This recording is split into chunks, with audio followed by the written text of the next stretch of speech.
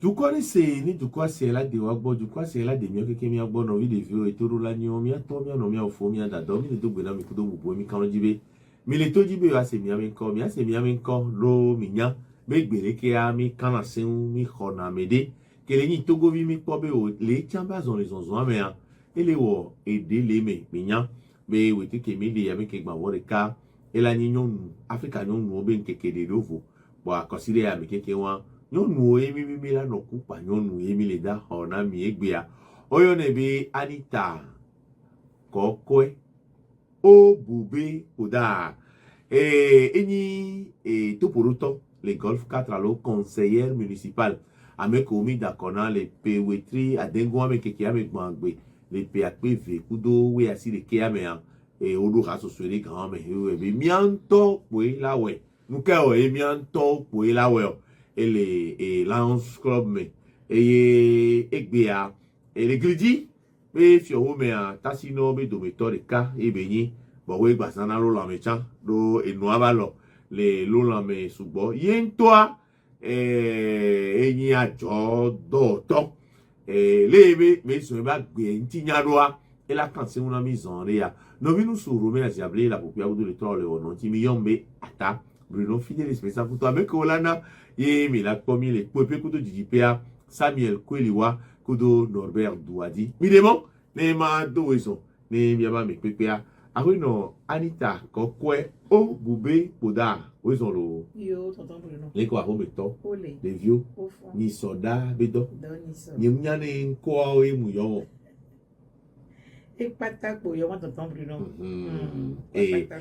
oyo no be Anita o bube kokwe poda ma bi obi game oji o efika oji o o ji mle epe alofa de ka ate asie ke bla devon le kwame epe apel ka alofa si ke bla devon 1964 o ji mle lome le mois de mai be keke we ve bonji e won ni ma se gome a pe we tri atongo ame keke we ve a oji o epe apel ka alofa si ke bla devon me le lome fie a home oji o le alo konji o ji mle konji koke ni oji o le ma comment dire ele o po photo de baba docteur aku le konji yo aku konji oji o le a na vigne de odolu funu ni crepi wa le ko yo Christine crepi na ga kwele kwele crepi na kwele ke jamele cha o chane enye nto ko ti klevi aku konji oji o le e gboro na bere to oro do wa lo gberegbe e a lo me la si yo boda sa ho wa me ma ple pe eyin na nya be yin gboro na no funu ayi mi to ba yiye me wa e wa aku konji oji o le o a kon de kaji oji yen ku o le docteur Martin Aku gberegbe premier député togolais à l'Assemblée nationale française. Absolument. Et be konji o e jimi o ya. E ji funu jimi le won. Enyo e fi fiare. E ko ji o grand-mère et rue des Alliés yo yora funu grand-mère e gbe etro son avenue du 24 janvier. Et ma bi obe e to ke ji wale ko yore. On attend be Pascal Ekwe Pelete Oda. Pascal Ekwe Pelete Pelete Poda. Pelete yin koko. Oh, eni docteur Poda. Simon Bevi. Et toi, on tourne avec toi, ni ambassadeur du Togo no Ghana. Et bani ministre de la santé du Togo. Donc, on a sebe Pelete parce qu'il va quoi du bureau manager. Pelete. Pelete. On parle au monde. Et toi, Pascal Ekwe Pelete Podara. Et donc, que o di miaya il est devenu dans le trésor public voilà et qui n'a pas d'ici bas civilia et ben en tant que transitaire les sociétés de nos ports si balé donc nous est transit non be transit de me non pa ba to piano si fa o be pa me donc a funu mi ve ponele donc me gawa me et wa et to a gadobe o no trésor Pascal Ekwe Pelete Poda et non que jiwari on a non be Dede Gamele Rose Crepi go e Dede Crepi a photo ave vionia Ndenene. No, always say savole lume simia. Ewa de creepy. Kudo Pascal Ekuda. De kudo Koemevi. If you anko yo no be kokwe obube. Nyonto nyabe mi agbole genzumia. Wona ba gbole nu e. Eno ni be ke de mi atwa e jinu vi de ka on ebe de Isabelle Koda e yan value. Ewa no ni dede igbaji dede. Obe de o no na o jina dede. Ewa yo mi oba dinya nenu vive gbonto nya o ji dede ya. Ola ji kokwe. Obube aya eno je kuto nya to po la bi obe. Nko so obube adade yi ma. Ya, eto ekwe Pascal agbegbe ba te sọ̀rọ̀ jile bi eja wa. Wa ma oba menu be bi anoye dede ya lagbe. No bi e se anu ke ti be do atami o la do. Ebi o mu bi obe na de. Mama. Be oyo na mbe kokwe nke nti amunyi etugbanyo nu vive gwa. Oyo na marita do e ko do sitara ma nko wa yi bisona. Ifi a obube ajo yin yan iko. Nunca me obube mi do na ma. Mo bi e po. Jota ba ni ya no se nyanyo ni. Ebere. Que de mi ato etonia e di folikwe, on souvi. Ye ba di kanikwe yan value. Ye ba di asion bon. Ye ba di adama voyez mu di nyon vio. Nyon vio ele di kaka ke ba di ma. E tobe obube ye ma di nyon vio e. Voilà, ne be de mena me on. Obube. Ewa nyon vio be so ho adoa. Oh, nous sommes des comédiens. Bon, va dire des Bébé, oh, quoi, imagine nous vieux, ma. Ne va do vera yo, ma. Yo va dire, oh, boubé, allo. Fitari, ko di Anita, kokwe, oh, boubé, podara. Et l'homme fille, oh, diori. Et, il fait quoi ton school, dit le coup? Mais non. Dula Same. Gawame. Donc, ami, abazopole. Et si ça vous me que nous Dula Same. Notre Dame des Apôtres. Notre Dame des Apôtres, non? Fournier, to sukula dilema. Abovi, abokan, c'est un kaka. Vana, et roton. Ce un. Il va déménager le fou, nous va y siganto. Quand il me dit ça pas même il est Dula Same. Ou avec Damdo. Si ça pas que les sacomiques bon le fond. Sacré-Cœur. Sacré-Cœur. Fouillé, Baba continuer ceux de si un caca soit il est. Fifia. Et un cas et Noah. Mais de 10 béina. Et torchant et na presbytéria. Fifia. Un cas yo do so cool les sista hobe. Et so a boy allo. Sista obe he ko nana kawamea. Roma me sa me bebie na sister home kamolo. Attends plus long. Et nos vignes monsieur Sivome, paix à son âme. Et Nyambasia, mais que m'yobe papa yo. Et madame Sivome les kawame. Et Romi si be vianene, no to no be mini jimio wa. Ola ba je. Antonia ba mewa. Fada big people home me tole wa catholique ton fait vai ko papa oni wa ko domi suko ya domi suko la papa conseil be mi apata mi ayile sister pa me sister ogbon pa la Saint Chale mi sister catholique to be se o home le sister ogbon tocha yo o du communion le catholique do on avait no le school le no ko to on yo bola bola to se pakola aka do on ha den kwa ni la ho et noa communion donc am classe de sister bo keke mo classe de madwacha lo ko gbo na ko pa keke ken boy mo ba troyi ahuwa ba e ko no ni ai na so bebe fifi ali et que auto abovi abogandi reka hoveroton les sister home que les Dula Same en globé non Dame des Apôtres mais pas mais moi o gbadun ku ti chako e ho gan me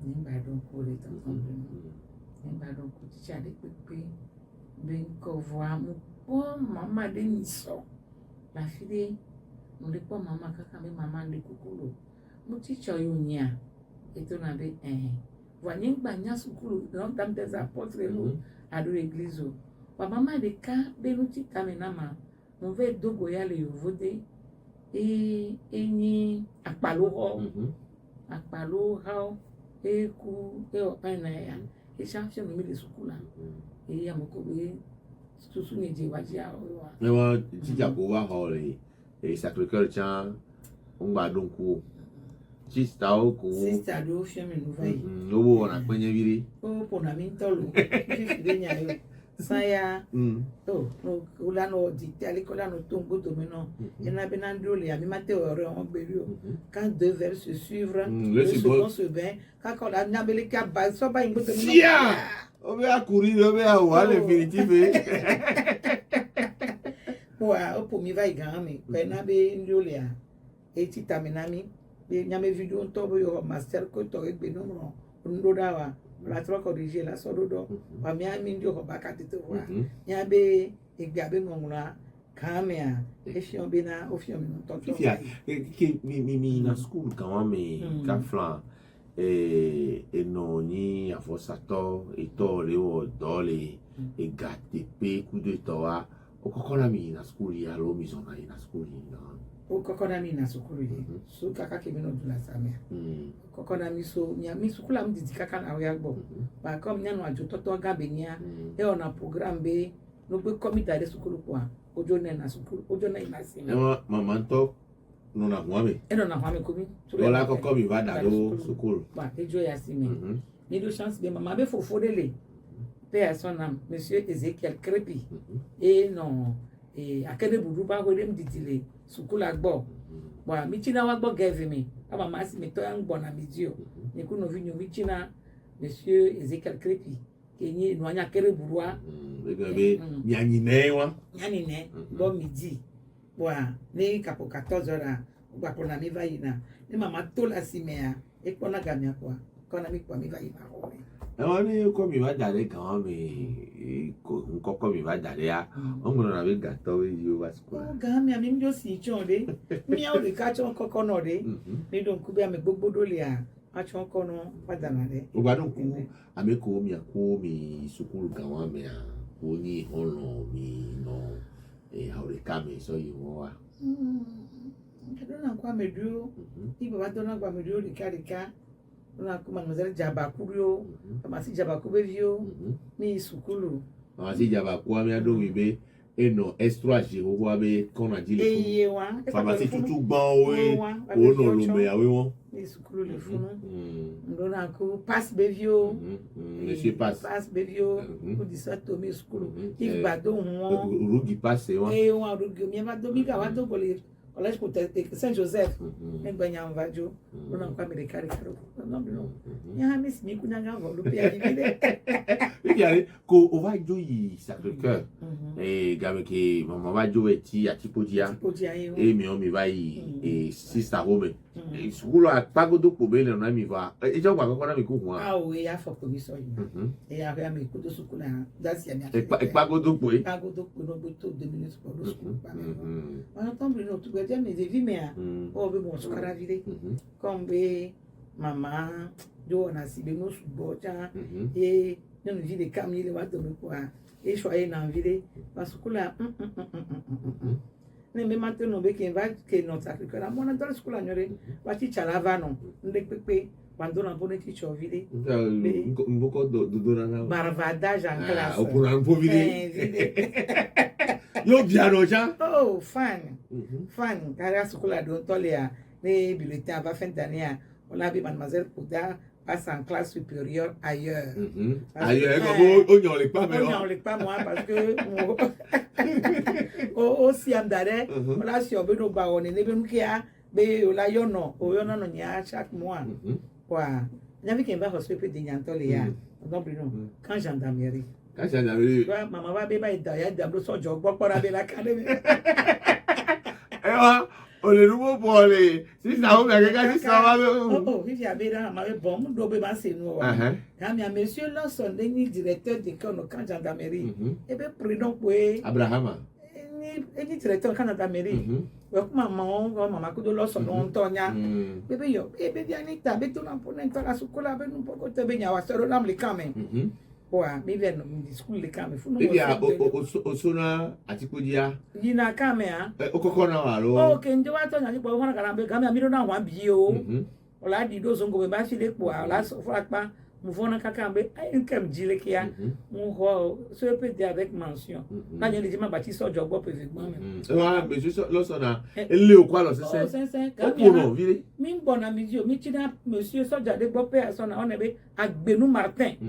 Mi di ala idun le fun do de mi madame Wallace Amiani Wallace mama be no vile kwa matona na de ma no gbo na ti gbo mi di so re la no gbo o fun am do moment to tombe no ye mte so ho e wa no ve le soja gbo la hu me a e zomle o zoble wa soja ga wa mu ti be soja yo no ka me no gbo le ki après vos cahiers vous avez fait quoi aujourd'hui o la jordan na on a plan noir ya e ke no pe ya me on pona mola be copie ya répéter no copie no ka kaya bado on copier mas fuma bado momi fuma ba me no be o ja kwani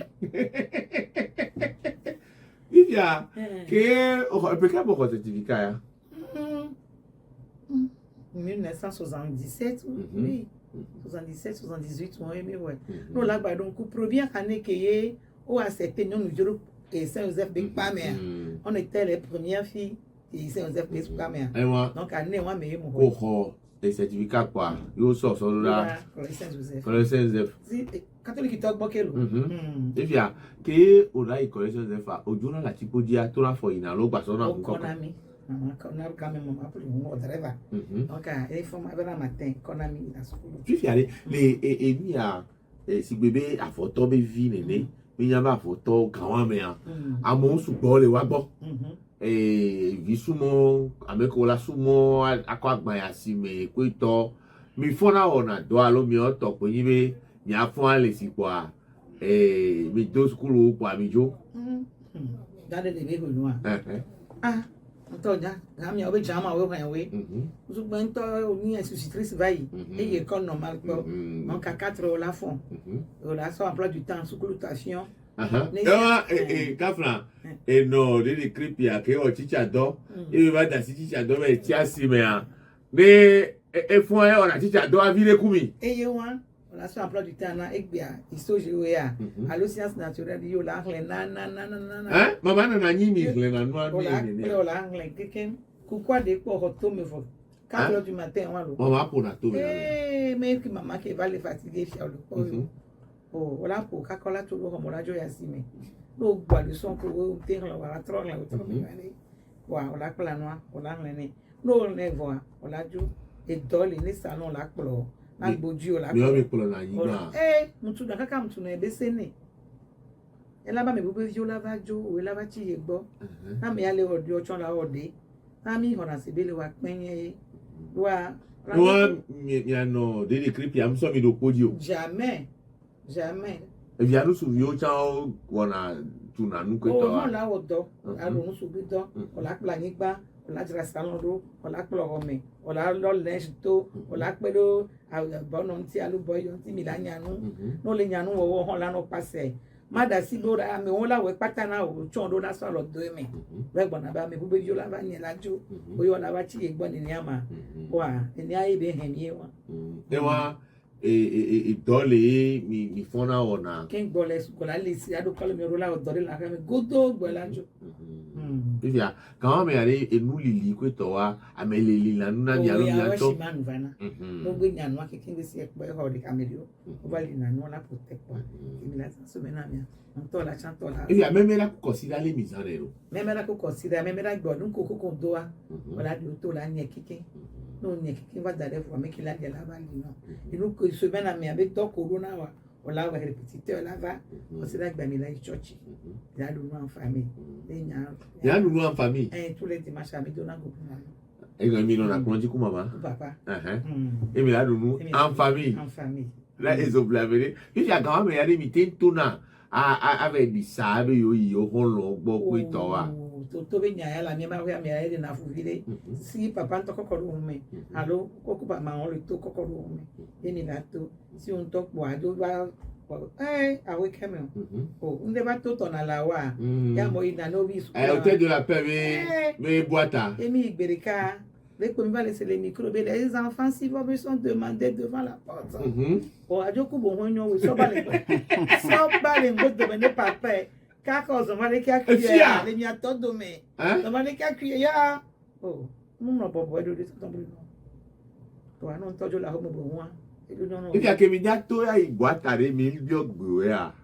Mais sinon, mais là aussi, les cas de Cairo. Donc, on va me lever à bé, distraire, vider pour au lato. On vide voir, on vit au lato, vers mes amis la jouer. À ça, ou d'après mais. À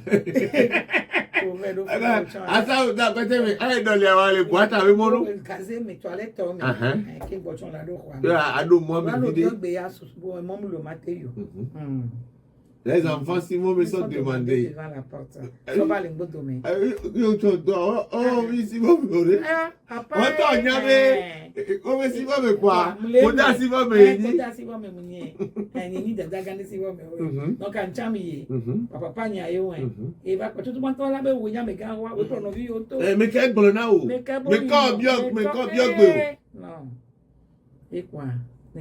Oh, bien, ça va n'amener. Mais c'est papa, c'est pas bien, toi, ben, quand pour les lois, mais nous sous c'est on est béni. Où est signé les l'homme là-bas fou. On doit les tâcher. Au c'est quand on y a des hommes bleus, mais cognon. Zomblo là non mon bien pim. Fifia, kova do senjuare leke senjobe sukula no. Oui, on va du collège. Il n'y a que mi va gawa mi on était nous vit tout banco horo pas mais avec. Nous on a coupé une grande salle gawa mi. Ken bova le tout monseigneur Strebler qui pancréa. Ba mi no grande salle kaka ke yo tout na so bevoir. On va des nya yo so yi. Monseigneur Strebler les gombe. Voilà, donc à fouiller moi 6e, 5e 4e, 4e à quoi? Il faut une action bon. Et bah, et on Lyon. Et bon, va vacances. Et ça va. Voilà, oui, mais à 5 ans, quand même, et dans les ténèbres, ah non, viens, pour la je n'ai pas voir. C'est là, non. Là, on est quelque quoi. Pour te poser dans les pays, il m'a dit pour les joies. C'était en classe de 4e. Il m'a dit, oh, mon vie, c'est un cabane, il y a des marques pour les jours là. Comme les sous pour les Canadiens, mais les vidéos, ils font la marque. Ouais. En 1984, je suis parti à Lyon. Ne ma se gome ya. Et au collège du Béco tout bon, et Végoin, Coutongoin, les collèges Joseph, miaoui, Nignon Yoi, Kotu Strebe, Zerika, tout le que les togba gome ya. Miaoui, Funoa. Fifia, et gawa me ale, Odon Kuti Chado, Ko Homi gawa me ya. Surveillant ko nani gawa me. Donc avec miomi, on va faire de vivre gamin miro. Nous n'a coup Jean de Dieu, professeur de français de. Et monsieur Agboudin, nous avons un coup surveillant de nani gawa me au la desi. Monsieur quoi? Bah les filles.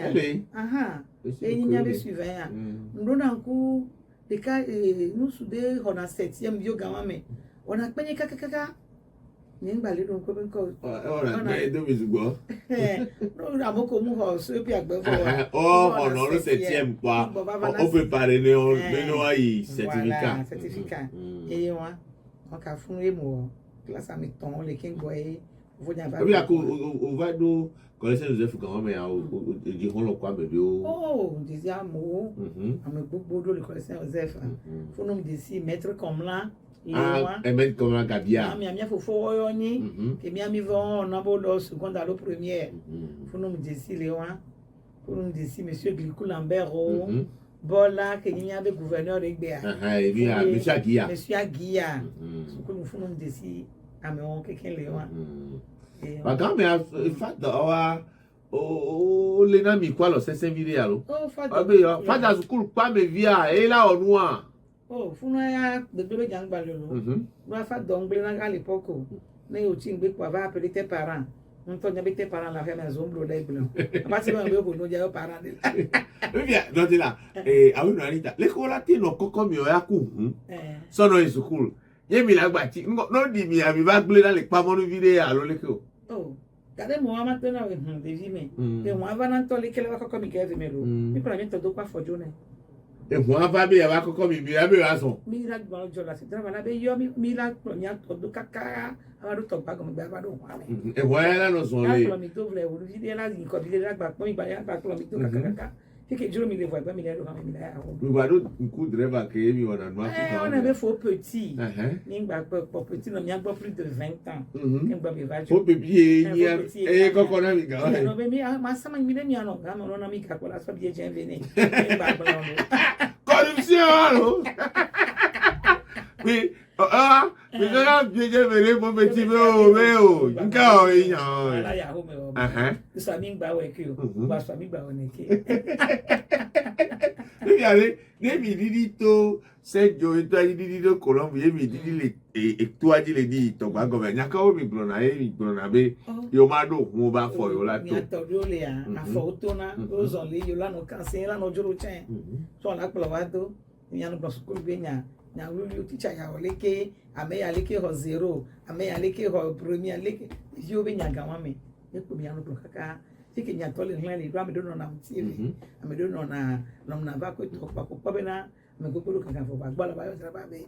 Ke wa fifia be te ba do hɔn me de ya ho me lo. Ra mi ba ko tɔ na si ga to ga wa. Fifia le. Ke enua le nene, ye mi o mi tento no are. E mi ahon lo o tin mana mi agbo la ho me. Awe no ani ta ko da. Ezo mbro la Amerique gbɔ, Amerique chan ba gbɔ. Ni ba mi a téléphone fils ele. Ina na nya no le sukulu. Ne ya me de yo aba mi ane yo e vacances. Ne ami ayo le ke on do chance papa lo. Ade so téléphone a okue. O va de na numéro le sukulu. Nti o mo téléphone a do a. Ezo ngba blo. Ade mon tona mi ayo le ke a. Mais est-ce qu'on était là? Regardez-moi cet individu. Nous souvions, allez, nous souvions, souvent, nous souvions, on tourne au collège d'hier. On tourne à côté, nous souvions, on a nos pauvres. Donne-moi ton numéro, je vais t'appeler. Ah, mais on tourne là, non, show me, de gamme. Nene lo.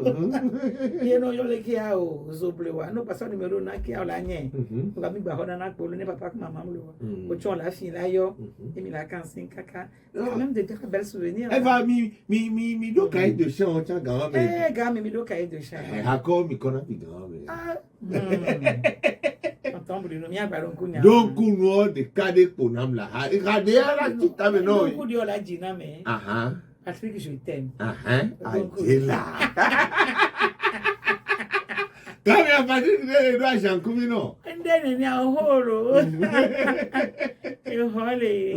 Et on a musculi be ho. Et quand on entend France be ho, chanson française o. Et nanani. Dans collé mi à la Georgina. Et on a nos copies de cahier. Après on l'a pas dit. C'était la belle époque. Quand il y a WhatsApp pour moulio, téléphone moulio. Donc on la copie. Ata flower video. Ata flower video. Ata cœur video. On top ouais. D'accord les cannes. Regardez. Et pour faire action pour voir be obe.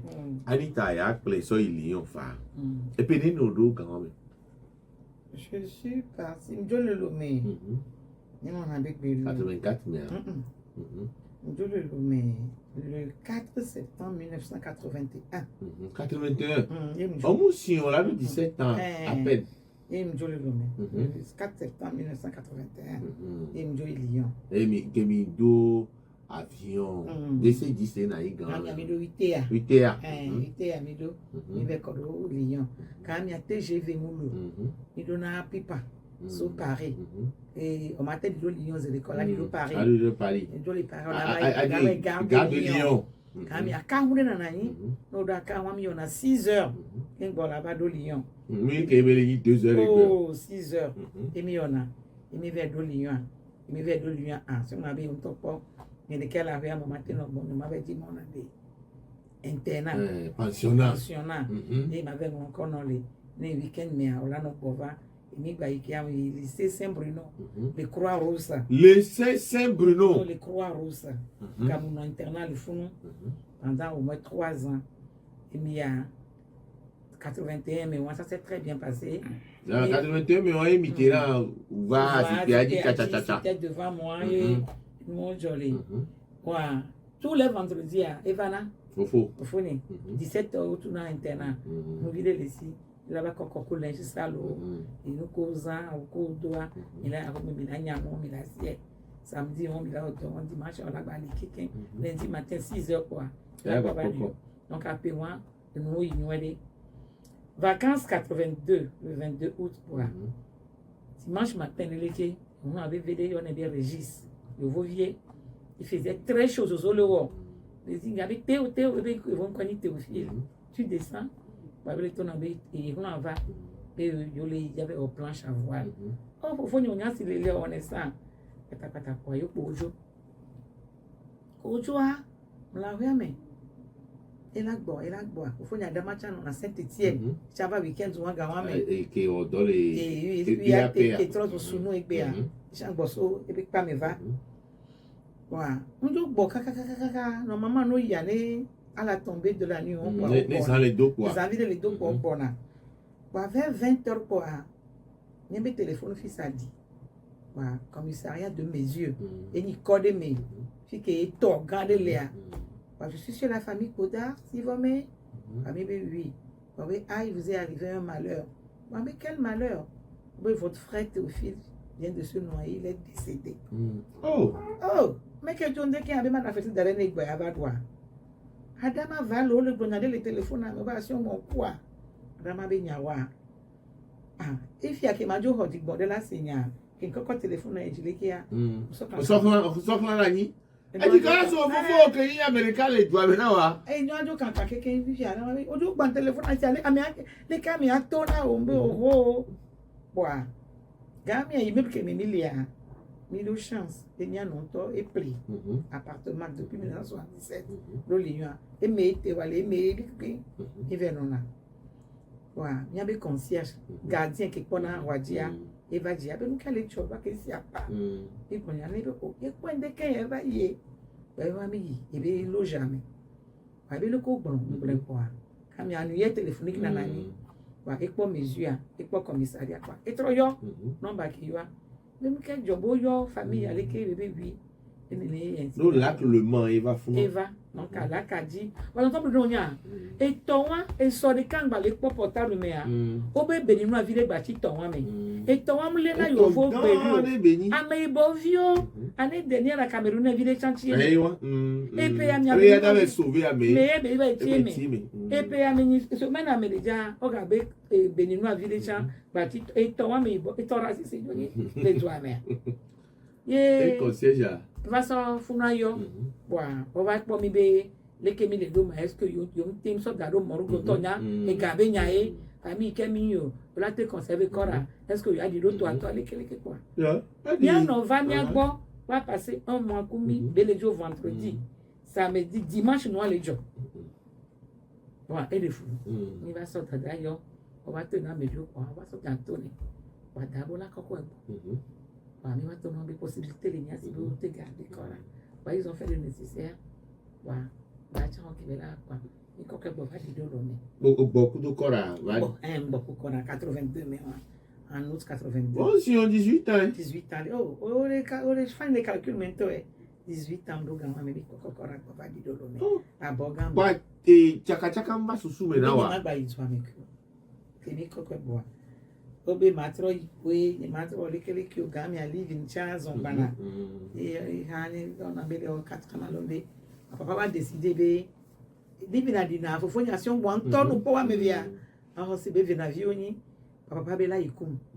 wa ngbe no lo me vidi kaka voix parole do no de sukulu bele ple no e jo bele chen no bi no se nyanto mbai sister se nyale pa me obe matro va on trova interna patron de sukula Saint-Bruno ale chatro ya le Croix-Rouge ngbatro iperika fila gbegba ve le ke mi gbe don na mi ba gba wa no te da file mo to me paron va na kwa ngba poti agbanya ngba don mo ve no te le ku aji le funu be fonye ke inve de do mi la koko zada mi ave paran la ba ko ani ta to te da gba ngbo le funu jo ngba bebere ti me ke ba kona ya jo ibe ni glan le action bon gbale mi le funu kaka 20h 21h 22h naira gbanji bien gbajo nyam ke njole wa chon si ça le kadeba on de bébé yo mais tu n'es pas parti mais mon frère n'est pas venu bah on sort pas autre plan do pa mi Mais, et la maison, mais oui, mais la maison, mais je ne sais pas comment faire pour aller à la maison. Ouais, quand d'autres t'avait dit, parce que tu as un peu pas, mais on va sur le meilleur. Il y a un souci, on va vivre va voir, bien trop jours parce que faut voir.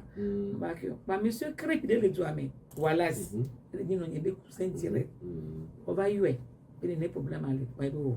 Et à partir de ce jour-là, il a sorti de l'autre côté. Et là-bas, il a comme ça, on a eu un Romero. On entend plus de fou. Ce coup là, mais va blé. Et non, mais qu'il y a un coup de non, les doigts, mais ouais. Ce coup là, mais va blé. Il y a un bâtiment va suivre le rythme. Monsieur Crépy a changé un top. Il va comme zébé, ton devoir. Il y a une toast à un baba, va prendre. Faut nous mêler, les qui les deux premiers, il m'a fait ce il m'a fait le mieux.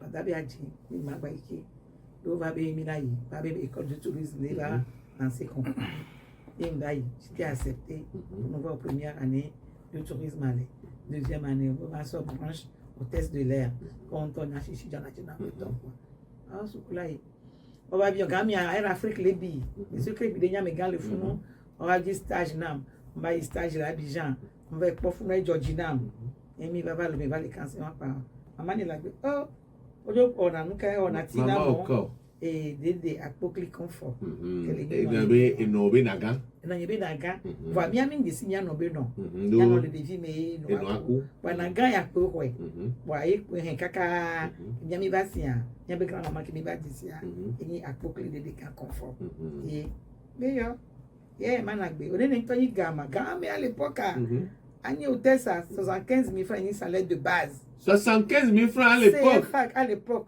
Et 84, mais ouais. Gamme à 20 ans, quoi, les nations, 21 ans. Tu peux dire ton pour y scientien, oui. Et bien, il stage. Faut et ouais, au EPV, école de tourisme à Lyon. Il faut trouver un stage. Et au poste stage dans les Abidjan. On poste stage à vous deux Abidjan avec quoi? Parce que à mes responsable, les fous noirs. Et voilà, on a des France.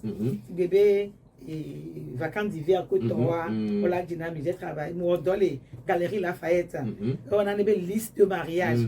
Ils sont déjà des soins. Et nous, qui nous, il va déposer. Donc, la famille, elle va appeler, accordé, les camions, il avait livré famille.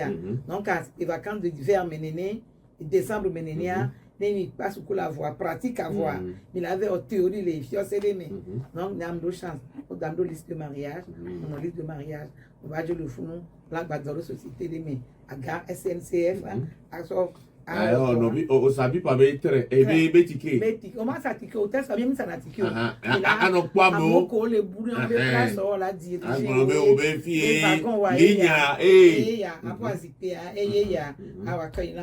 bien. Soyez les bienvenus. Bon, mais on doit que quand ce gars me rend la dit à tous les Français à mes vidéos. Et comme on a bien une la fille de la théorie qui a, on la sort au mando de. Et il va au droit de filles qui l'a dit. Allez, ma bien que on va bien à école de tourisme yo y aller. École de tourisme on va dire si améliorer le fond. Oh bon voyez vos vieux dédé. Loi ka pour moi mais on laisse que on le fond on améliorer la ni. Ce que la bega hochi et avec bon la dit logement non et ton bon déplacement et ne bon doudouti on tombe no ka pour moi mais améliorer la ni. Non maman mais ça mais il a des virus là et vidéo. M'donne encore une vidéo on a Vanier Lorette et toi ni ministre Vanier no Côte d'Ivoire et tu vas y soukoua.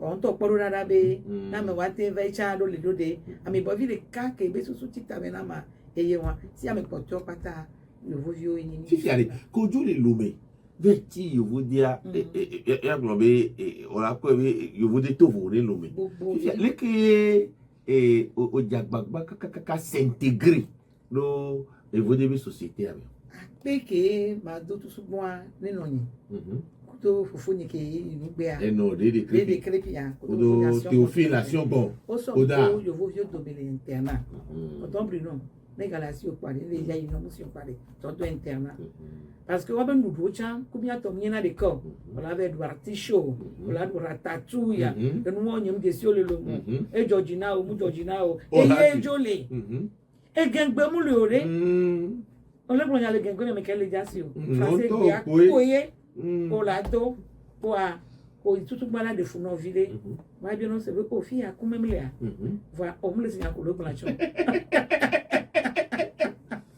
pour une année une semaine pas on dia pas me pe la do gangbe on va au 2 ans pour on va nous intégrer d'autres en même temps ba nous na ben to chambe agbaze yi bo lentina lo a pa me poye if ya gan me bo bo la ju a o nyanu dada ya ko to wa me be ko ja de ani de be ko no a o ko o ja jo fo o nyanu lo voilà la lu dara ko me o la fion de si po ko ya fo wa ni ya le ke jona jine o la ho gana ma ve plesia o bova le ko la we ya o la dede e so nkia o la gba fion bu ni so kaka o to ko ti da jo la joa la kanu si bi gbogbo yin ni kwa ke nyanda da yam de funamu ba ni to du ajo na jina ni to bi de kwa ke la jo a o fion if ya ke over au stage le Abidjan et wetri ni stage yo le oh vacances be game ko c'est de mois de mi-journal juillet mai à travers septembre mai donc à 2 mois le temps de partir le temps de arriver il y a ojo le Lyon vai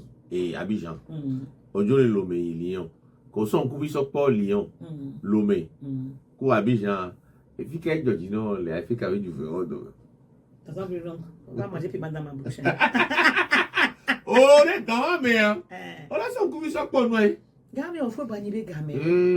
Abidjan yo. Mo di le vo de gbo kaka su gbo. Be na ne pe ke o pour les France on a pour l'Abidjan va. Et en pleine évolution.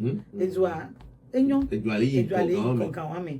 Quand mo wa be pon, et nous on y pour le me po. Kudo Abidjan to a me se me dona français gbele jo ame. Alors que nous va lo meya, no yi fi yo wa no do français gbola jo no po si bébé. Nkebe ga sa do yo ba. Alors que Abidjan no ya si me chao ya ti pe cha me pe quoi. Français gbe, bo e no facile. Et au stage à l'Air Afrique. Ba di be ma odo to wa mo le fun wa. O wa ho. Alors tout 75 000 non. Salaire de base ayo sans vol. No avion décoller quoi. Prime le jeji. Et wa. Et puis, il doit y avoir un tour à l'eau. Il y a eu maman confort de gars pour qu'il y avait. Et maman y a vu ma. Abe obo corona gba le ho me a. Obo onana nura. Mo yi bon be do wa. Maman confort de gars pour qu'il y a. Et puis au test be do bon be do. Eh wa na nyabe kokwe no nyebe no akokwo be to. Eh ni dede a. Bo a no nyebe fofo na be sivo. Ba sivo no po be ona no e o mi tagbo be ba ko. Ba mu ya di kana nko. Sivo no. Obo be ya be kula gba l'avion me a. Obo be ya be no tutu avion me ne yovo wa. Be o ne ne nyi go bo wa tu na o. E me o no mu odo wa leke. Anu vale odo a. Obe kotoku nene blanc le voiton oh ma tu alo fa de cano do na ho ya me le bon yaw maman be lo tout 100 000 francs non e ma jo na ha me le bon ni e do wa ya mu Georgina yo avion ke gun e ko e ba mu Georgina yo nana ni ya jo do to chanyo if ya ke be gbolo ni na wa enya ke e no rosa e gamele de creepy ya google mama ni ajama yelo chama e o nu gbegble bi fi no be apo kaka no po me la so to konta me no ya po ku me gbangba po fi na mo ke fe be ya mo ko ro chance po ebe ka ke me be no sensen dia o mi do agbe nto ina le no ni sagi no po nu po la be le ki o la be nya ke no glan ma o doji o wa if ya ke mama ogbon be ngba o test be do a vivi no to jan alo efe o nya George dan be ma we hello voir on to na be cha do ha mu fo ya la no fon 4 heures 5 heures no do aya me ko la no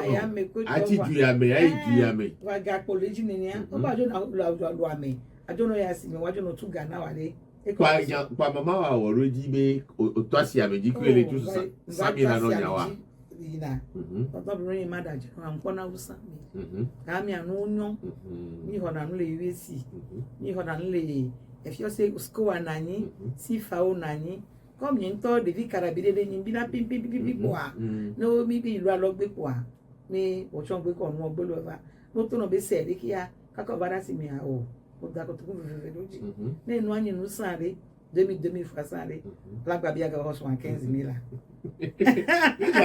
ni ne o ke yo poto ano le era Afrique gan me les Abidjan Oh, mi gba no nywe. Mbijia. Oh, va yo na mbeleke mambe obeni nem la si me boy. Ne ga bia supo amatrova. Bon, to nyame trotro imbale enti o. Apopo me ya. To don bri no no. Ne wonyo. Ni mi abe no le nyo ga wa me yo. Ha me ya o ga. Ni is the case na vodo do ko. Si fa o sa na vo. Inua dacha nani itona TV nu ga wa me cha dacha ya nyonu nto we so ga so dacha be ajo e ni ho na le itete ona le scoa ona le sifao ona le afio if ya ke yo to ajo ajia do munya be eto obe no e cha fo sato eye wa ya ga no ina ga wa me mama o dede gan comfort eya ewo tunu bo we ba to avo o e no chance na vo bia me ke o ina si ame kule wa be ton abe dodo me o mama nye ya mu ina si me mama nye de suza to nye be no ya eya bude aho me pobele I love you no be to chona jine donc e ru pono po ewo na chomovi ewo na kokada ewo na nkukulo voa ajo vlava e pa ina Ghana basiga wa na be pleno ino nya jonu vi be sana ke be va de tonya ke va mama ne bale ya si ya be pona da si be tona no ne be ple jonu a chama no pla vo vide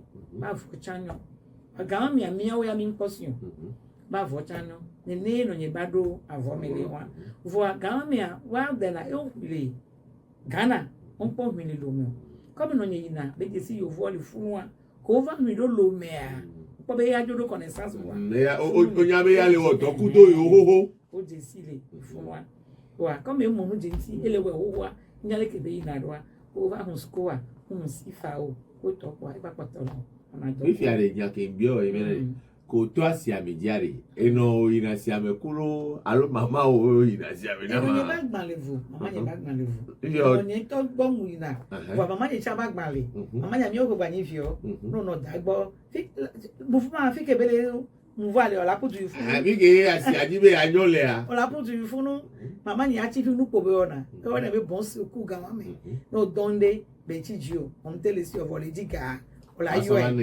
be ne le si ara mama bon se ku e ga we ani hona me to e la hono e la so ga no wa ne a ke ya pnu ke an lo va ko de va ndo va so na si le ni ka mi amo cha na vo su go a de rutu a o lekeleke ki mama ya ple va ngru ko yo me de le jinu ko ple ipo a ko chen ko a ple mama be na e ko to ko anto mo be o la ple lo mi la we pa ka ba ko to ku ni o ja se wa ko se fa be ko to ko anto ni ko ni vi ni vo on to ve du ta mi ale e bi ke o mi po ka on re an ko so no o tu gbeje bi mi abe de yo ko ti bi so ra zero bi no mi mi ale no la ba se we gbele ki ore o mi na go de shaka ni asigbeze ton ze ne no ishan ko ja ve o to jono le yan abo joji si ali to le jua e hu acha jo le vo onde no hotel ti ke ko la pre ka me cha ke mi lo chance e ho ma be nyam se won mi gbele school kwa o no ho manami mi ho ma la pete mi no mi be la be bi id visa ho ma hala si o ti ko di amuna chale o do ko ga dile kwa odo séjour e yo wa la pudu odo séjour yo sécurité sociale o ya ai konji o la po o la be mo ho me o la ko go ba po ga dile kwa mi so on do la gbo mi so na fo pare toi on l'a pris techniquement toi on l'a pris mais les produits de beauté de Georgina on l'a pris wa nu ke mi so mi abe go à l'époque wa la mi musi mi mo de mu ti cha yo ki ya ke mi le dagaro nu ji le po gari ne e no dede mu yo ba ko me vin anita o la ji be ni nyanto cha me de mu zana gaya ka ne ne o be a konta e no na nu nti o la si a no pe mo e gbe yo wa mas baga wa me a mi se na nu o de o le me won na ke via ya le gbon magba ki tora e ka ko bo va to si meji ku do to a le ke lo ame no do kan me ka me a lo me te lo me mi dona mi no me subo ni wona no vicha ni ora te pedo no vi ti fa rivalité de una na nyele ki adi kabe nyare mu na nyu nya be famille me ya no nyowa agbito 32 wa toji donc na ganye be vio ni na nye be vio ni pata mi dona go mi to na mi dona no ola ya me ya gbo ni na boîte ya ba anniversaire o ya be no mi no na du na me que outro va gbo via boîte à mon lentivo ya vi attention yo revenu de français ah la boîte ka o ina ga kam ya la mu la wa Z Z aí kodoro wa ni a monsieur abebe ni a le ni a koketi me le fun wa de hatona oro wa e a le Suzanne Time wa number 1 et les boulevards circulaires a dit oh je sais affaire le dombre non madame de l'adre be kona me ba boya la hata me le fun on me reconi man ko ai bi benzo ba boya watu wa mi vai na wetro wa mi vai na la fiu o no be cosmos mi amitro zoom ibi agame ako tropo wa lu me ka wa ni hadodo sukuru yo aro via o wa je hon lo kwa simito kwito asimito doa nke besi agba kokwo pe na nani e bi nya ni mpona me ya be enyi ame nla pe class me wa lo ame sa me kwa tutu be agbantevio ni na hon ni do wa be da sa mesha ame a avion bona va subo Congo to be Brazzaville kudo e Congo Esaïe Pointe Noire ko to vana wa agbantevio ko lo na gba na wa owe nyana be ehun aleke gbo ame oleke gbo le jinu aleke no le do ha ko pa ne ke yan gbo va po ola ba du to no no sanu pa le ola gbese no ide na we donc awa me won nyam so de ohun le asi ame wa we nyina api apa shuru wa bo ni agba ehun le va ola to no de nde le zun a ko la de o le ji na me over o Canada si vana ola so ba fi ombo no ji na yo ola putu so va no be ni ya ko la ya le ko le ji ame yo le ko le ji aleke po ola so fi no be a da obìnrin ọ̀rẹ́ di padà aládùn wà ní ní fífi àdé gan be a ko bova ova no mama gbole e gbọ́ pò mo fífi a o to na fo va si ame alo ne da koko mama ba ono na mama be mo be bana ni didi la si am ya 5 minutes so beniglan to fi ke mi no la ti koji so va si ame a o de ka mo lo pona fo la o san papua no zon le isi ona no po enu ko lo jo le lo ame a bo akin gbo la gba tro me a o la gba son wa ya ho me wa ho ale ya ro no to di bi ato mi dai chocha lo mi dai tous me ya mama di ho ale tre vale akomi mi le ho ahuno Anita kokwe o bube oda eye le kan se nku do mi egbe ale gunle ba gbe ti yana mi da yeji san ya Medix señori Medix nke gbatoro no adiden to ko pa vana me fifia oh bona se mo ya me ne pata yo ni yo Medix tutu ma to ke ma sofia wa yeni papa iku carrot enzla na gbaze me na me fine la de dore ku ko ke ndo na kona gbaze na me ye agbaze wa la tro bo wa pe adodo me to adiye vegan na manya iya aloe vera ku citronelle yo so we unto ko le agbaze ko eye mi so tata carrot ku papa ito agbaze ni to le si be vi ba agbaze ni ni to npo nu ala Medix citron ku kan fruchanle etro duna pe aloe vera ku citronelle be do odi kotea oyole be Medix protection totale ayo ranko no gbese ko so le si to pa dodo mi to e mu de pe makanu ti o obenuge mu de pe ngbadura nkuna wa pire cow Medix badi wa fine if ya e omuna manya ka wa esronya gba yole bato o kami ko yo Medix ola pa la fine pe protection totale yo aloe vera et citronelle yo citron et camphor yo alo papaye et carotte to yo ola ko keke na mo ma do asia me ma di Medix ne nye ku so ya ba gbase ba ko Medix badi original agbaze badi ça nous pose ya Não, minha sofro.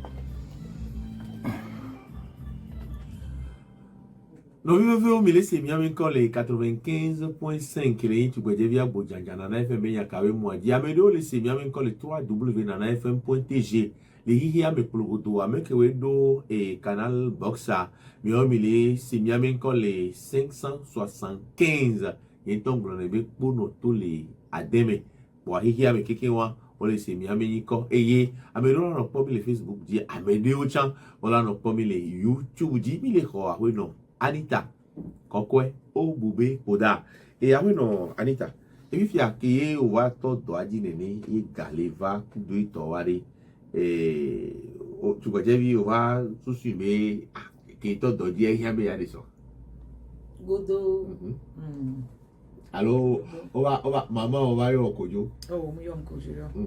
Mi yom kojo. Qui va le 25 ans, et mi a kudo, mi a toko, mi dona hoa, on va tous son bébé, on va tous vidiji. Voilà. Et va pas be kamialesu. Kamialesu. Fumi jamba osuswa. Voilà. Nous connaissons une canne assez moins sans, on avait sans autant. Autant, il y a un levago. Voilà. Et va y pèlerinage l'Israël. Ya me a onyu ya chakli wa no ko be gena na be ngba wa. E bo na. E bo mo na kwa. Ajere ko mi ona mo gona be mdi akpa. Bo ku ya ve na be mi ajere ko mi ana kwa. Ke be le Israël bon agba mi be do le aeroport. Wa. E no na be gbe o le to na be ne ye idu amea o bon be mi de lamentation.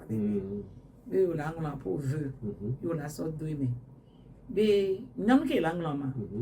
Kaka ene yelang be nchama fofu majivi manyale ke vive nado no gbenya ne vive basia bela gbero pe nu wa pe la bebio kaka bela gba fula sinye Maman il mise wa mi de lamentation maman be ga gbo to Israël a fo ni vinya me ga wa ke ndi en 1989 maman avec de deux là. Maman elle 88 et Israël. Et bon va septembre va le juillet 89. Nous souvions dia le. Yo go yo. Atassi Lionel Choto. Atassi Lionel Choto. Oui, il est là siwa. Amevi. Amevi. Et je vous vois toi. Tassi de toi, tassi amusion do peu quoi. Et va ku. Wa. Mino ni kaka pia me wo. Yamba joy ba watro joy yo va teke. Wa. To to do to me jona jina mtolo. Yemnya be ke nyem singwe ya yo. Ba travail comme au mahala signa. Ba en formation auxiliaire de vie de personnes âgées. On a la romaine et mia ba po de kajede. Wa e ya le jo amega wa me. Wa e ba promise be ilade. Maintenant on voit de nyama no lamo. Ni be o ma jo la signature. Wa o va be on to nya vo be nya. No be no to me poa o le ke collabore au recyclage non. On a beau la passer test. Il va y test à pour va be bon. Et ma formation de domaine ami. Wa ameno be en bateau. On va placer no centre de personnes âgées résidence de oui ba dans les va de et ba travaji. Va au mariage on va aller alors. Do ameke ba disia. Va di nous suivi de kake wata si aller do 11 ans grand mais aka ba di no dia wana ya be no minyo kojo yuwana et ya et hali. Il est school du Canada et bien donc on se bien me fait. Voilà si. Fia e die trop ploso yudia muya e gae baba trop ploso yu e die trop ploso yu no como kono to e ko trop ko va lo me ari yo batro ado afo be no be ke lo ameya ele ntine koi e nusu kendea e toani amekale do to pekale do lo ame wa e pa vasi e ba po be na nu ha leti konai be do la ba la ba on pe de nti wa e gbova to be ni gbova aso ndu ofie ke boy ni mbali so ba mo nji e gbova mi ti kwa to ajo ba den wa e be do la no ajo abe nko ka me nyam chi to ame ni no te fo acha la sinye wa ngba temba trovo wa nyim chi be ma ba trovo wa e doke m trova wa vale Georgina kudo e doke me o damdoa e do anyo e fentu acha anyo wa njova lifuna nwele wa no so anolo me o ya no vudia e bi ya didi bebe no amia na ono ba mi we perika pe vi kwa ma be magbo e m trova gova e ke gba e no wa dowa me ona wa e doko nya che wa nko la gba ve o wa e ba trota si amiji no ele asi abebe yi me kaka kwa o va mfiose one be anita still ko nto jagirado shishi wo wojo na jinawa yo va compreta pour télévision c'est alors ko ele menene ake mi to mo ti benu jona jinam aro jagira benu jona jinam ken boy leke mdona facilité ina moji bonadwa no pri no do le vote ye eva vono alo wadi bi atrop le lomi akpona be e ga ko sana le lomi en jo suna gbogbo de be o kom nyam ina moji ngbo na akpona nu yo ga ya leke ya ma no ne ma no leva tu ba ho me nto ejile no blo su mo kem sa so vo de ba enyo no be sous vêtement si un coup 20 tenue de combat. Sous vêtement va ça mercerie va donc Ah non, dans sous-vêtement, on va planer. Comment? livrer ne en gros et ya no chose de tension amede la signe pe aso na me va ko on e da dede e ya no le agbangbo million de pe ne oyu epo a la ba ko kwa azada zano la ga no ko la gbajo comme mu penu wa la be apple ndi we aso gle e mi li kaka musa kaka musa e mercerie be nu e lo la no donc amia no nyo ndo li ate lo te pone le fio ola neva ola so va fion o you know pe ola neva e gba apla o vide afọpa vide kaka e pasoro Anita Stila e won Anita Stila balia. Anita Stila ma be elevo angbalo fio si anton gbalo voa npoto ida mo di le ngba iya ato dodo fio se dona mu no amedo ko mate yi mo juwa no bova on a scène awe Les miens c'est un kaka maison il y a au Gombe au stage les galeries Lafayette avec au d'ici funu les français au vous anigma di onyambe fio se gande te pe gande be ni fio si o le me rame et nous ça peut le me rame ma ko be gade me va doa on va no mariage be nya o chame o alors les no a décoration coup de ton dragé coup de ton a blé les non me dio mais galerie Lafayette be stage a va et souvent on va le que nous on be no liste de mariage donc à liste de mariage à amedo dans la liste à be offre dragé na yo donc o la ji contenant dragé camion le et nous que me dragé à la ia bon oui dragé cola sont deux mais nene si a dragé le hanene on a ni rame dragé au chocolat le amande le miel le coton le donc couple là ton be ya yo le ji donc a wela o recherche miel anenya ngavon aujourd'hui seront miel et chocolat comme non va pour mariage. Oh ouais, alors anniversaire de mariage et miracle non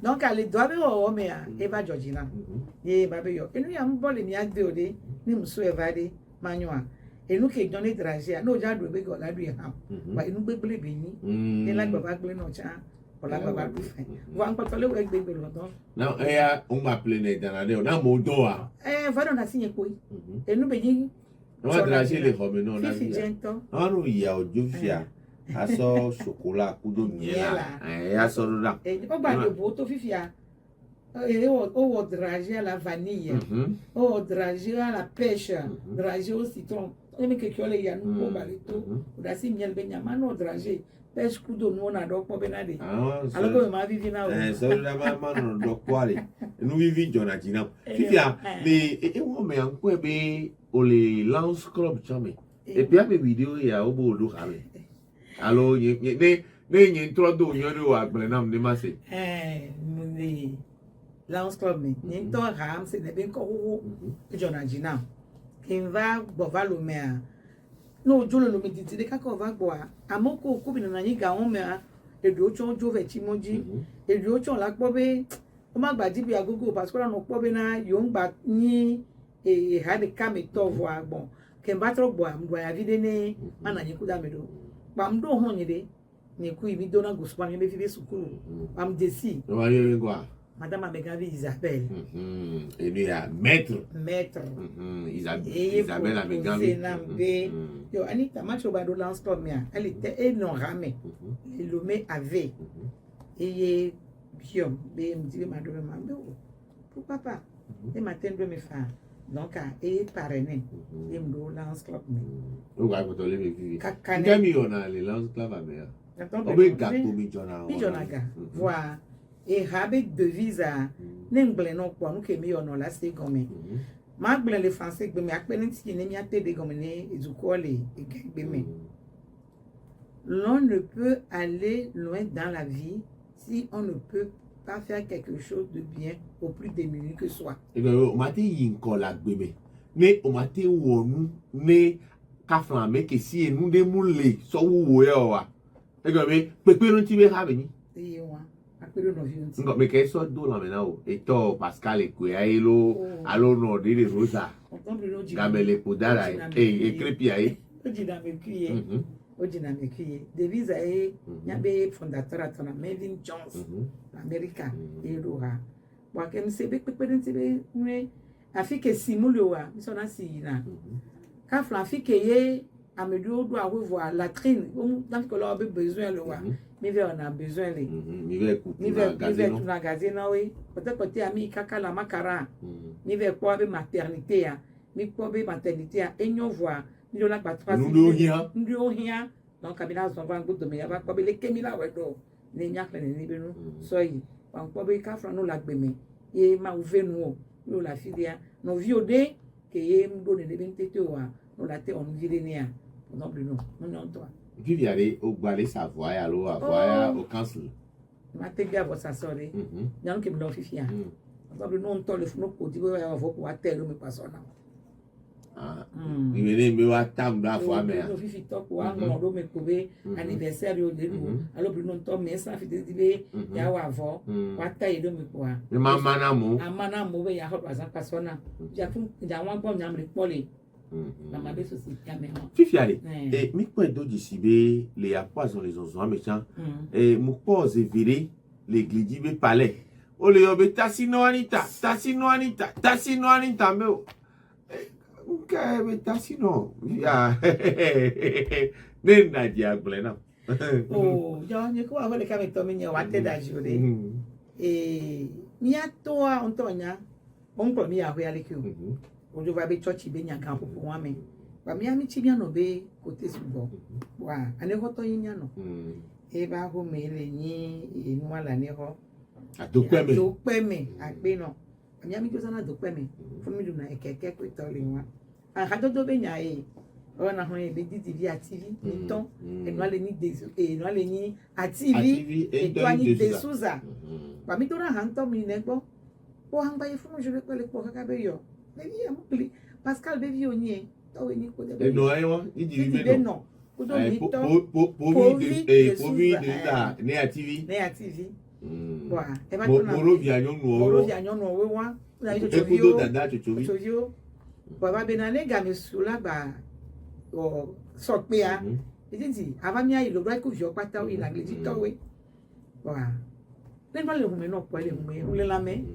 Então mpona gamia kaka mbiona mosi gamia nkosi nya iglesia magamia basu oda ipo ko so yi ni beze wa gbola home bole to na be nye ba home alo ba nya o kende kwa maison poda e kwele e poji be tribunal be gbodo awe ga gbaja gele ka eye wa ba be poda ko bia ton ko ba fi ya po wa e bia ikwaji nya wo ke mi yakudi di o wa ya de suzo ni itan me wi oyin kemi na lo tibina kaka ko so pe kaka le varo gbonya kun me dam ba me ka oni ya omle ke opa kemi ya me kasi be gbe ke o so pe avali ande won barabara ntom jani kule lo we wo bo ma jani be ko vi oni yenti so ga wa me don bri no be jibe nya no na jinye ne o ja so pe ne nye mu yo ni kaka yo vo de la America mlecha ni ka ke be pe ali to la vea me dada mla fi ke mle ya ba be ko on ka be nya ma jogo boe ne ma jo to ni la fi de mi so funu me ye ba gogo wina voa na me ga o de mle nkan no pro ba be yin ibi abovi o wa e de pe ma je si o da be ya so da ru de be nkan lo to ana on to wa nya de be nyon kare mi ba na yin a ya ba ti ka flan pa lo amoko muni ofunvi ocha ovale wa hoya wa na mi ya bejike tata yiren dagizi e ba yon be ejuwa mi atukara le jolo o maya o ba mere ba to na monsieur hallelujah kani ba le lentana mi le fun va iperenti anya wa kemi ya nko be ohiami ba be yin ma gba jokyo monsieur hallelujah doko do na mi le genzu me ya no nya pepere no yo ma to Emile kaka na egbe tasino gliji tasino anitalo ma o la venu ni mo tasino be ko ma to la no godo me na yo fifi ale 2019 yo mo da d'accord élection municipale yemi le po ho mo di kaka po be o mi an to pe lawe ni la ni wa de mi an to pe lawe pa anita po koko bube ko da me Ami tala du mera. Quoi, nyawa, on va soit quoi dans les golf 4. Do et quand mo jiole. Funwa yo sile do dula same. Et ni a rute alliés que dio jiole. Dula same ko sile. Ati ko di ko wa no golf 4 ame quoi. On va soit quoi dans les golf 4 ame. Les noirs toi teniro mer benya. Nko ke et non le kaji mer va ya madame si bon me ayewa. Maman si bon me. Marie Madoé si bon me. Et nous avons des modèles, nous avons des modèles. Et nous avons éduqué les filles, nous avons des il y a des modèles, il y a des références. Nous avons des mawa, que y va de son tonné, il y a des attentes, nous ya, pour les femmes via l'eau, les bidjos, la meilleure. Ma bijouri, nous cœur, nous avec eux. Il a son ami, il a pour nous, il a pour nous. Babunabe, ma unena ne madi. Ne ma sobe sagesse wa. Ne ma sobe nu nya wa ma so no podo ko ni. Nyemu ti be ma yakọ, nyemu mo ndi ko ti be nya ni pepe nti o.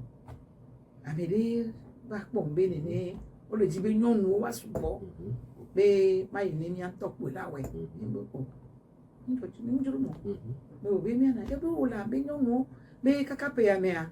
Ben nous soit au le tout 20 000. Nous avons au dépôt de ma bête aussi. On a 10 000. Mais il a belé que des signes d'obé. Au Sénat, on est des lances comme les chambés. Et nous, humanitaires, c'est pareil. C'est aider la communauté de base. Là, avec Péla Monti, oui. Et moi, je me caca. On doit y monter quand même. On doit y monter. Voilà. Les cas de que y a ni un toc là, pas mais quand monsieur Youssouf, beaucoup moins, nous lâcher moi. Nous lâcher moi. Voilà, elle va convaincre. Elle va romano, mais au démarche. Voilà, mon lecteur ne béné maïa, on est tête de liste. Les têtes de liste, man, il doit. Les mains avons qu'à voilà, ok. Mais dès qu'un bédu le fait, il y a une tête de liste. Il y a une campagne de quoi. Donc, il va cocona. Kémy, la première campagne à comme le nom. Mais il m'a dit, nous avons coupé 12 juin 2000 on m'a dit. Mon lecteur le 11 mais parce que il a l'impression que quand même bon. Il ne va pas si Kémy est au premier jour de campagne, alors, maman, si va me battre, les hommes là-bas, et moi, à un moment qui va être sur Baba, moi, bien. Ouah, Kémy va au fond, quoi. Il dit, oh, maman, mère, et ne vient, à Boya Dima. Ouah, amour pour nous, tu souffres pour nous, amour que quand on fait, il y a tête de l'Issanto, là pour nous, à son parler à son nez. Maman, est pour nous. Ouah, je me trouve pour moi, avec quoi. Et comment me faire vite de Benami. On a un peu club médecine le corps à me. Et quoi, Baby, à mes gars, on dit Anita, les jeunes dada. À mes bébés, yo, bin parler de ça. À mes bébés, les kwambe, les mbé et kaho, wanwa, mais à quoi bébé, yo, bina, yalo, autant brillant, et n'imto, campagne à Tion. Ewa, bien non, Sistaga, Marie Madoé, si vous mère. Ko trop pas ouais avec pour au bio be quoi ye me so nya do nu me no benya meri benya o ye me benya e ndiko benu ke mama afiomi do na bi so meri ntia ma nye mama mu de ntine ma horoji ntia de nta pa be ka ho ho anu amia no na be o bi na ye ya do lo ya problem me ko we na ni ga wa me so mama Marie Madoé si vo me ameko wo gbon awo iye de kayin yonu le yo ame ama ton me e o la so mera midi américain ils sont et les Emile Evans comme Anthony et il y a des voisins Zerika toi sans regarder le fond ouais so grand mais quoi et nous a des do la menam mais des mido campagne be et fuma bona be matoko be mama ma so non be mnyame de mtocha on tocha o la no funu vola pe nti ye me ade be to ya me awe to ton plus non au début à mouvon viré ba bon be amolo wa vuye didi amor de nous ya on dit voilà et nyanye munane pe kore matin wea voit que me mia pe tomi o va ni so a no we mi o bilan et nous que conseil pe on est et be commune de pe ton yo mia mo se be bilan nya no positif no ma travail au bilan ton qui carré 3 ans be bilan et nous que ye bi wa me ya beri be doit conseil be doit le vivia oh les vivinto les vivinto a aidé et nous a Avant va dire mi don anya le mi no no me vire ya. et très venons 5 ya ma gbe no via ma pore onyamia gbo le golf 4 a amesi amele ma to jileke nya no vi ni to le mi ame nya no vi EFC to o le mi ame ni indépendant mele ANC chale voix sorte wantia e mi java wa alliance et de cas no obi ngba ni obi e trozo no ni ya MPDD il est jamais 4e machin au même ça dans dit que je salue au passage mi a que mi le furo pas que mi suboa wa nya ma gombe ni be diversité wa et ni o le furo et ni a be force les que mi nya ba ya on to nya no java chan mera la no obligé oh ja non comme ya ho meri nous ka o mère be vi mu ni ma ho mère fait allô et vieux et déranger wa oh ya e be déranger no mo ni jo da oyibo wa da kona ilo oyin be yin conseil o be yin meri mère talking boy fo aga mi anko yo ma ba yin mera ye ke bi ja wa chan mera de camtos et de corps o se comme il la va alliance donc a mi no le mi amea mi do le o alliance indépendant do le kudo parti do le o alliance kudo ANC ke pa mi do chonbo alliance kudo unie engbo ANC to ile mi agbo egbe a wonya ngbo na be ke mi fa do ka me po mi lo wonya ngbo be fi ke mi swa nya be e tore o gbe mi va nya ba jara nya me tu amedo nya ba pe nya population anti ne mu ni afide ke mi so ya ne chi wa mo no e mi do wa me kwade ne mu ke le vvd ya ne mi awe nya be diversité on keke wa de ba ni nya be force ne nya ti so tra nya be tu adolo si fiare meri be do a bu yo ho e do bu ko to na sa la siwa oh on bi no loko po ni ni mi nya be le ke do ale yo wa ko ro gle be yo ya be le do ale o wa to te me wa yo ho mo o ma gba ro ga me bon heureusement be na tous les 3 mois mi na conseil municipal pendant 15 jours be kabon me yo ma baton de pepe ou meri be do nígbà do et travail de commission bla no commission ale ke me bo aya mi la gba yi mu fo no vi obeleke o na beleke me se me la di be amede we da kona e ko da kono ifuna nya ka mo gbon a o mo ya hun kaka ya o de linti ne ga mi asu egbe ba tro yi jade ola be o mo ewo ya na yo mo jo de fu kaka pia ma den o mo de pepe ba tro yi be wa gbon ne na ola we na wa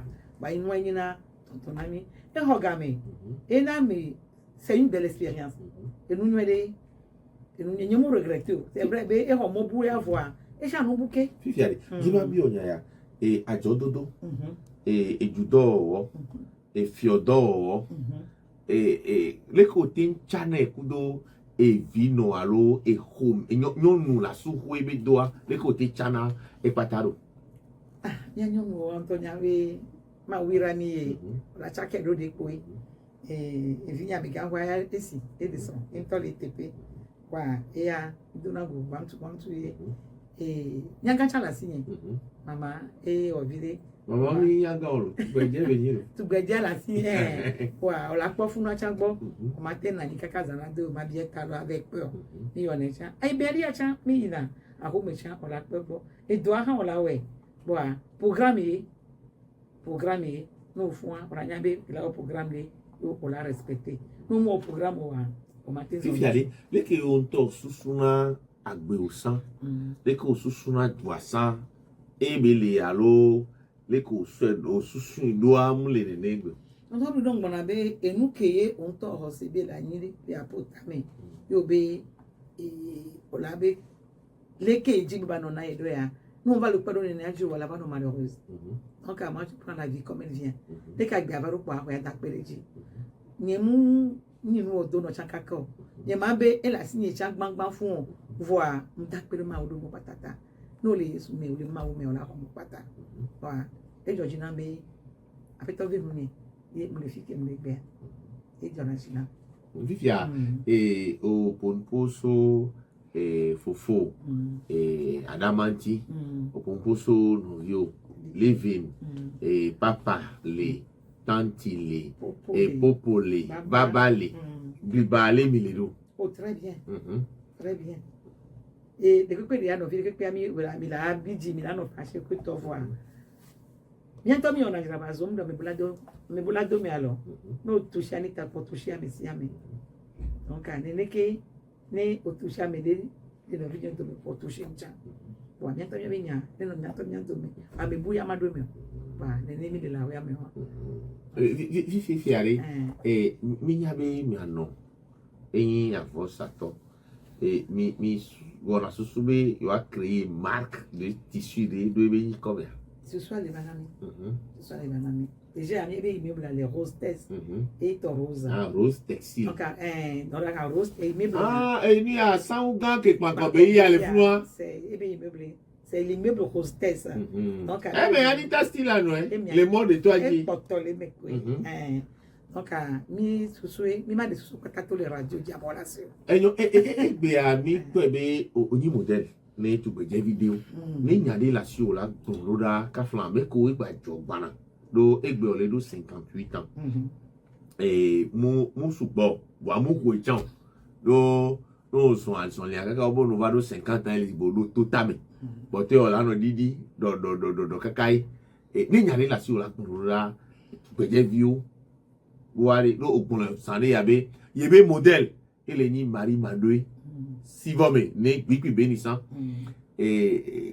tamunyo amere la socha la bi yo tantiani tabe parcours ya o magogo ma plan ne le gbo ni jare le o la gboro ra wa le jako la gbo ne ma gbe ale pe tu gbejo wa de nuke nyam le ko yin be o le di facilité voir on le di la woto ega facile tombe non on que je le tu ba ni sora ya no yola do bota poti la ve ko do Dubai la so wa ro ko tade ye ni a to malio la no nu abuya do gantia ke gba va ve ma ke ye nya va gre mi le gbon o gba do kilo ba le 20 be mi nyam ke nya ya duro e na mi le pompo le gbon nya wa be yo cha oji be anu caviar o ha oji be anu champagne e na wo so ro ko tade yo vodo kakona yo si ba fun vi nene so le disale to ami ma to no bere nde pe anu la we a e pitoto ya sen la won